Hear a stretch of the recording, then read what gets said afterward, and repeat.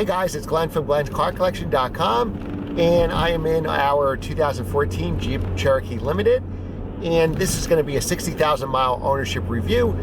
We're looking to get a new family SUV and probably selling or trading in this car. So I thought now would be a good time to do a long-term review of it.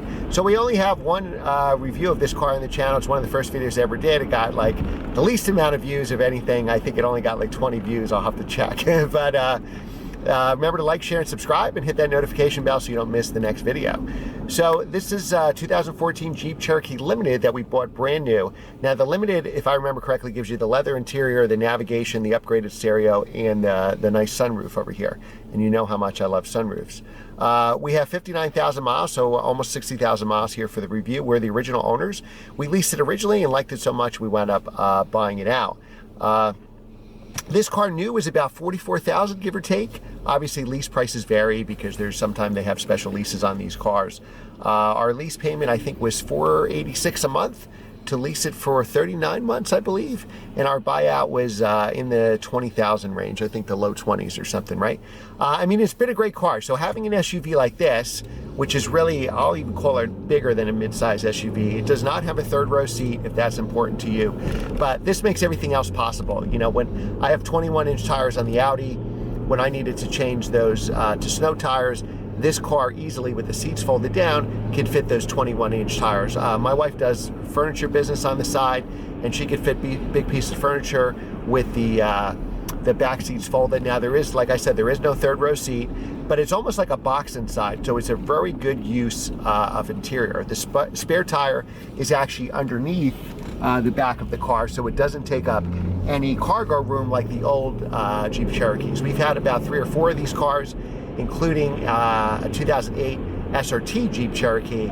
That was very fun, sounded great, powerful. It wasn't so good in the bad weather just because all that torque overwhelmed the chassis. I put snow tires on it, and it wasn't, still wasn't very good in the rain or the snow. And obviously very high running costs. The one I bought had new tires and brakes, but if I had to do the tires and brakes, it would have cost thousands of dollars. So speaking of this, what have we done in 60,000 miles and 5 years with this car? We've done tires and brakes. I believe we did the tires and brakes between 30 to 40,000 miles. Now the good thing about tires with these cars, we spent more money on the Michelin all-season tires, a better version of those, which you know, having your wife and kids in the car, you want the safest car tire that's also good in bad weather, rain or snow, and has good stopping distances. With tires, you always get what you pay for. But there are hundreds of tires literally available for this vehicle. You can get really cheap ones at $50, $60, $70 a tire. It's a very expensive one at a couple $100s. I think these were like $150 a tire, so maybe $600 for the set, but well worth it. Front brakes, like I said, were changed probably in that 30 to 40,000 miles. This car is mainly used around town, not so much highway driving, and rear brakes were due now. The only problems that we had with the car, and it has a remote start too, which is really convenient, especially living here in New Jersey.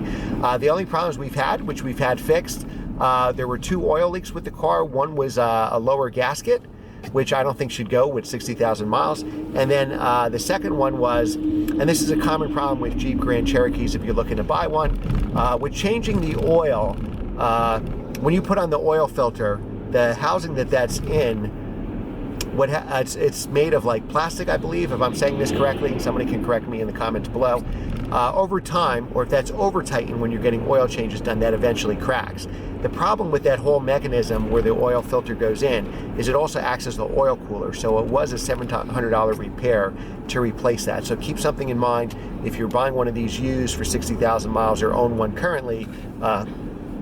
You're going to have to make that repair sooner or later. That seems common that it would happen. As far as ride quality goes, even though it rides like a truck compared to other SUVs, it actually is a really smooth ride. I usually take this car if I'm going into New York City, or I know I'm just going to be in a lot of traffic, or there's really bad weather, and it rides fine. In traffic, it's fine. Downside to this car is you don't have any LED or xenon headlights. They're terrible headlights. Driving in the dark is a challenge if you're used to a newer car. There are upgraded headlights on the Jeeps, but you always have to go for the higher models. And again, this is a 2014. As far as Gas mileage, right now we're getting 14.9 only because recently it's only been driven around town. Gas mileage is always worse here in the winter. They put some additives for pollution purposes in the gas, so everybody drops a couple miles to the gallon here in New Jersey during the winter time. Otherwise, we're averaging about 17. We have the V6 engine, which is the 3.6 liter Pentastar engine. That has about 280 horsepower, give or take. I'll post what it has here. So it's adequate. Acceleration is 0 to 60 on a good day in about 8 seconds. I mean, it feels slower than that just because most of the competition may have acceleration numbers faster than that, or I'm just used to driving faster cars.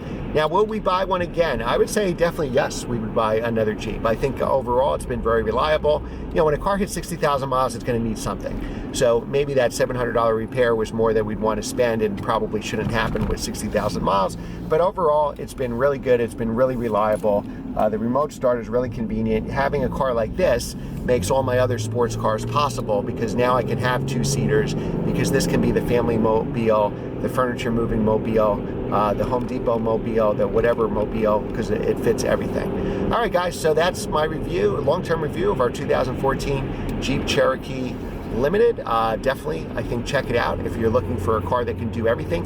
Values for this car, trade-in value with 60,000 miles is about $17,000. This car would probably retail at a Jeep dealer for about 23, and maybe you could, maybe get it down to 21 or something like that. So that's what they go for. So that's a lot of car for the money, for certainly. And if you want one car that does everything. One thing I forgot to mention is the snow. So certainly the limited model here has all different electronic modes here, like low gear modes for snow and sand and mud and rock. So obviously this is probably the most capable off-road SUV, sans like Jeep Wrangler and Limited. But honestly, we've only left it in auto. I've never put it in four-wheel drive low ever. I've never put it in snow mode ever. And we've gotten through, even when we've had big blizzards of 2 feet or 3 feet of snow. So it's always worked perfectly. So it's a great all-weather vehicle, and it's excellent in the rain as well. All right, guys, and the stereo is pretty good too. All right, guys, thanks for watching. Remember, like, share, and subscribe. And definitely check out the Jeep Grand Cherokees Limited. And we'll see you at the next one. Hit that notification bell so you don't miss it. Thanks for watching, and I'll see you next time.